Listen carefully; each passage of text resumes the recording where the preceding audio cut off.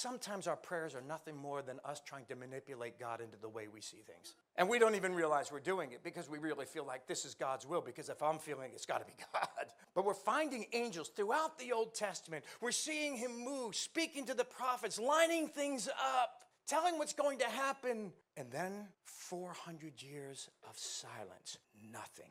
400 years between the Old Testament and the New Testament.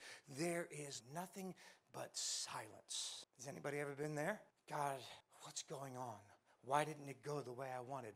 Why are all these things happening to me? What's going on in the world? And we're in this silence. You're calling out to God, and it feels like your prayers aren't going any higher than the ceiling. I don't know what's happening. I don't know where I'm supposed to go. I don't know what God wants from me. You're in that silent time, and you're talking to God, and you're not hearing anything.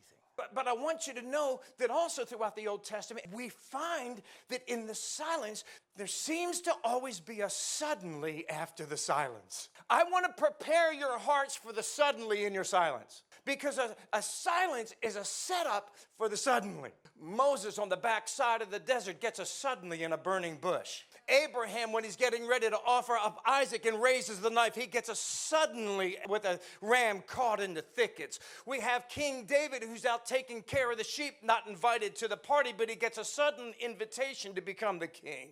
And in the book of Acts, as they're waiting in the upper room, waiting for God to move, we don't know what this is going to look like. We don't know what we're supposed to do. We know we're supposed to wait here. And then suddenly there comes a sound from heaven as a rushing mighty wind, and it fills the entire place where they were. I want to set up your faith for the suddenly while you're in your silence.